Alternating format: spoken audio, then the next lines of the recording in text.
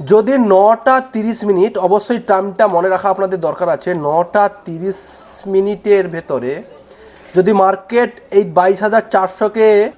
নমস্কার ফ্রেন্ডস, আমি গত ভিডিওয়ে যেভাবে টার্গেট দিয়েছিলাম এবং মার্কেট কিন্তু ঠিক সেমভাবেই চলেছে, কিন্তু প্রবলেম যেটা হয়েছে সেটা হচ্ছে যে অতিরিক্ত গ্যাপ আপে মার্কেট কিন্তু ওপেন হয়েছে, কিন্তু পরবর্তীকালে মার্কেট ডাউনে এসছে এবং আমার যে লেভেলটা ছিল এই বরাবর আমার একটা লেভেল ছিল, সেই লেভেলের কাছে না এলেও কিন্তু কাছে বরাবর গেছে এবং একটা আপার মুভ আমরা দেখতে পেয়েছি।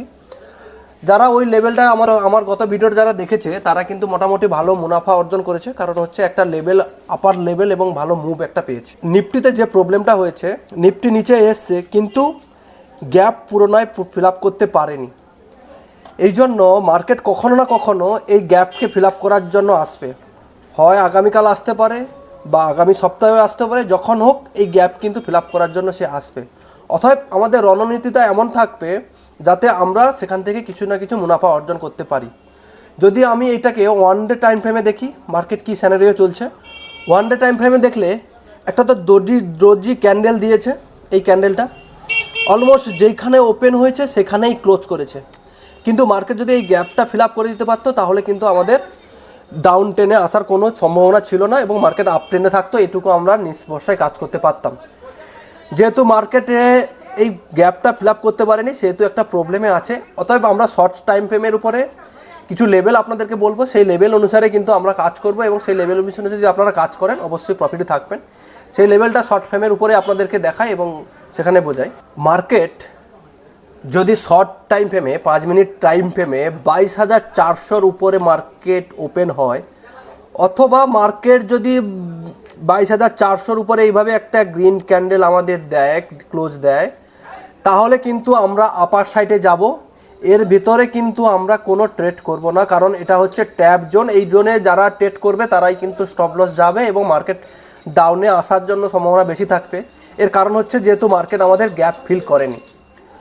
যদি 9টা 30 মিনিট, অবশ্যই টাইমটা মনে রাখা আপনাদের দরকার আছে, 9টা 30 মিনিটের ভেতরে যদি মার্কেট এই 22,400-কে ব্রেক করে তাহলে কিন্তু আমরা ডাইরেক্টলি ওপেনলি কিন্তু 22,500 পর্যন্ত আমরা যাব না। কারণ হচ্ছে মার্কেট 9টা 30-এর আগে যদি এটাকে ক্লোজ করে তাহলে কিন্তু আমরা ওয়েট করব একটা রিভার্সে আসার জন্য, তারপরে কিন্তু সাপোর্ট নিলে আমরা কিন্তু এখানে বাই করব এবং তার টার্গেট থাকবে 22,506 পর্যন্ত।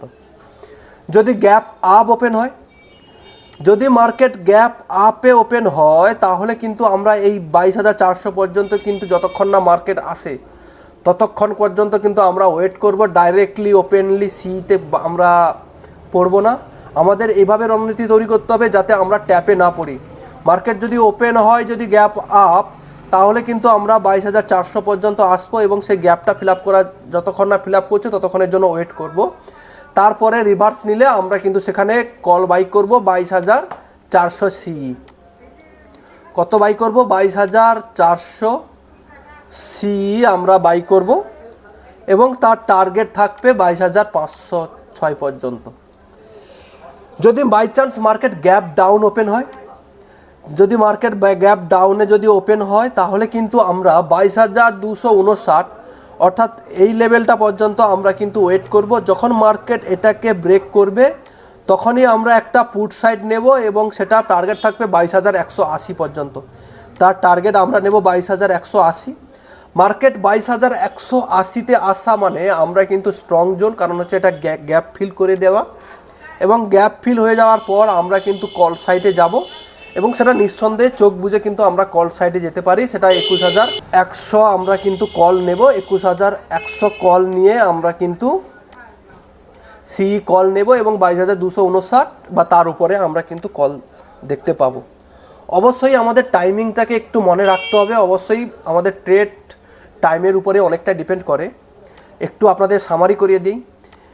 যদি 9টা 30-এর আগে মার্কেট 22,400 ক্লোজ করে তাহলে কিন্তু আমরা ডাইরেক্টলি ওপেনলি সিতে যাব না, আমরা ওয়েট করব। মার্কেট যতক্ষণ না পর্যন্ত এভাবে রিভার্স নিচ্ছে ততক্ষণ পর্যন্ত কিন্তু আমরা ওয়েট করব। রিভার্স নেওয়া মানে মার্কেট আমরা সেখান থেকে 22,500 পর্যন্ত যাব।